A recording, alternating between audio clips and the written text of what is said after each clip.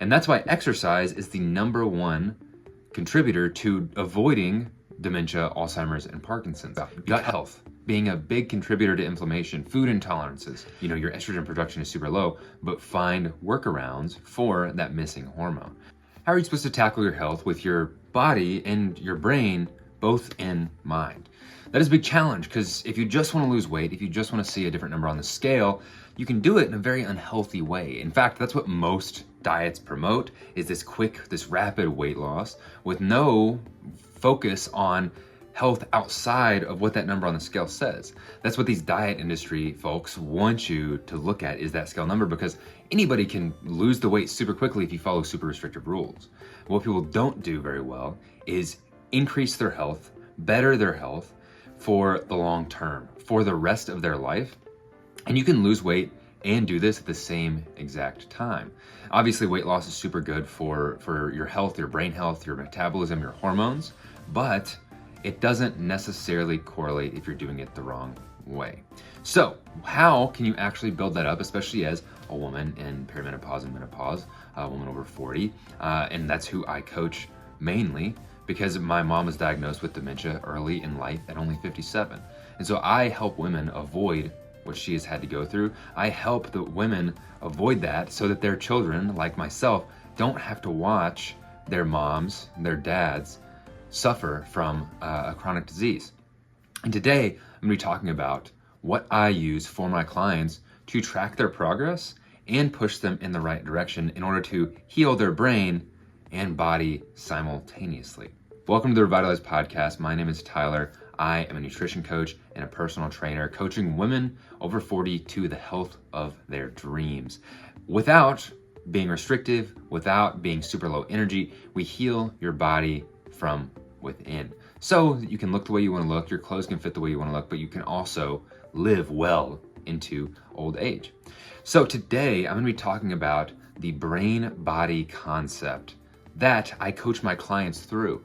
And in this brain-body concept, each letter stands for something that you need to work on in order to have optimal health, especially optimal health through late in life. So what does brain-body actually stand for? I'm just going to run through each letter and talk a little bit about why each letter is important.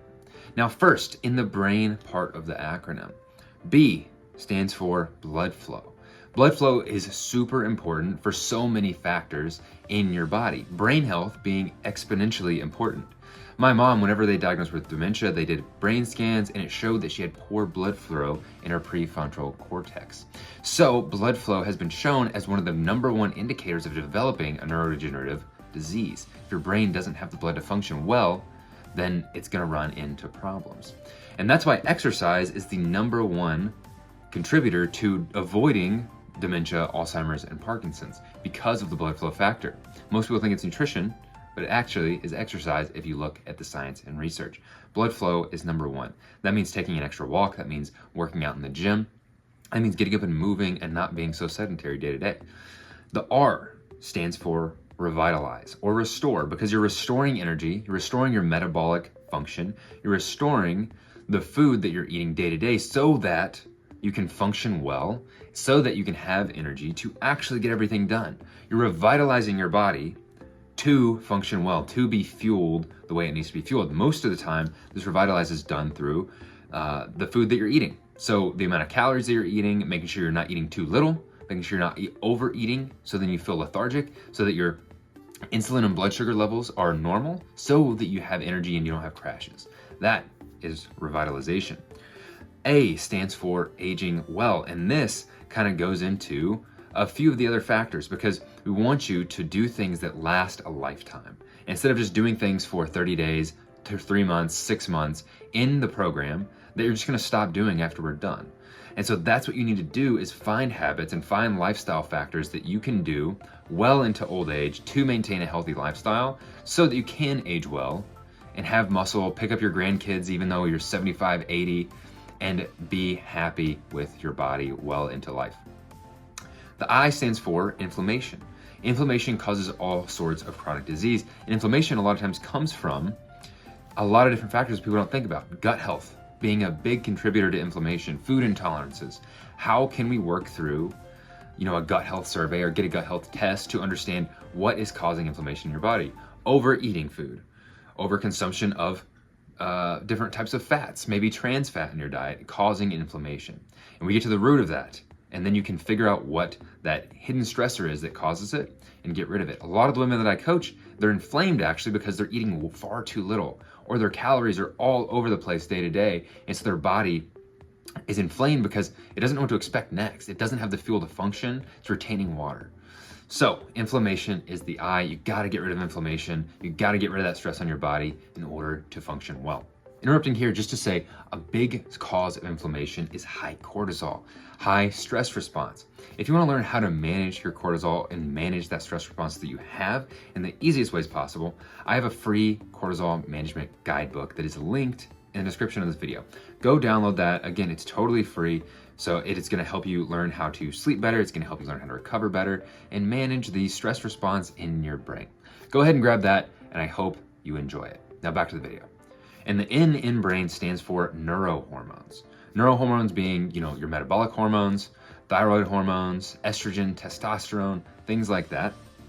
And so often, a woman comes to me over 40, obviously they're going through perimenopause, menopause, or they're postmenopausal. And whenever those hormones change, they have no idea what it does to their body. They have no idea how to get through it and live through it well because they were never taught that. So we look at your hormones, we understand, okay, where is your thyroid at? Have you had low thyroid function in the past? Yes? Okay, now we know which direction to take to improve your thyroid function, to improve your metabolic function. And then we can get around that low estrogen by doing different habits based on your lifestyle to not necessarily super increase estrogen because your estrogen production is super low, but find workarounds for that missing hormone. Find ways to increase testosterone in order to maintain and build muscle. And so that is the N, that is neurohormones. And it depends on what your lifestyle is like, what phase of life you're in, on what you tackle there. Getting into body. Body, the B in body stands for build muscle. Super, super important, potentially the most important thing for aging well as a woman, because when you go through menopause, your estrogen drops. Estrogen is the most anabolic hormone, meaning that's what helps you build the most muscle. That's what helps you maintain the most muscle. So you lose estrogen and then muscle declines rapidly after menopause. That leads to osteoporosis, that leads to degeneration of your metabolism. And muscle is super, super important for brain health. And as you're building muscle, human growth hormone is released, which helps your brain function well. There's studies that show that building muscle actually increases neuroplasticity and neurogenesis in your brain, meaning it adapts well and it can actually build back. So muscle is huge, and that's what the B stands for. O in body is overload, because while you're building muscle, you can't just work out to work out. You have to have a plan, and you have to have a plan that slowly and progressively overloads the weight you're lifting so that you can continue seeing progress and results. That is probably the most simple letter in all of this because it just goes along with build muscle. You're just continuously adding weight or continuously adding different workouts to give your body a little bit of a nuanced approach to actually building muscle, a novel response. The D stands for decompress, which goes along with stress, which goes along with the neurohormones and inflammation a little bit. Because if you're too stressed, your body, your mind, both can be too stressed. Like if you're working out way too much or you're not eating enough, that's a big stressor on your body. Figuring out how to decompress, lower the cortisol, find ways to sleep better, to recover better, that is what decompress stands for. And that is super, super important. That's typically one of the first things we're looking at in the program. And that's the D, mastering recovery and stress management for long-term success. And finally, the Y. What could the Y possibly be? The Y in the program in Brain Body stands for your goals. Because weekly you should have goals, monthly you should have goals, and then you should have your overall goal.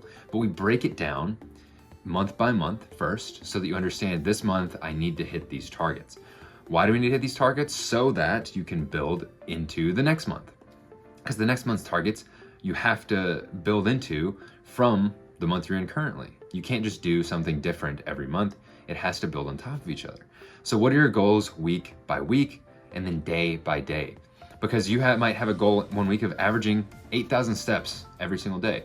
Well, that breaks down your goal in the day of, well, I need to get 8,000 steps plus, or if I only get 7,000 yesterday, I need to get 9 today to hit that target. So breaking those things down in that way make it so much easier to actually hit them. And that's the why, is your goals. That's the brain-body approach to your health. Looking at it in this overarching mechanism from the B.R.A.I.N and then the B.O.D.Y is super, super helpful for breaking it all down, understanding exactly what you need to do for each position. And a lot of times, whatever you're doing for, say, the neurohormones, go with the blood flow. And so they can connect in those ways. I hope this was really helpful to help you understand exactly the more nuanced ways to work on your health, especially for optimal brain health, for optimal health within your body instead of just on the scale, because that is what's most important. I'm Tyler Bradley. This has been the Revitalize Podcast. Thank you so much for watching. If you have any questions at any point, please drop a comment or send me a message.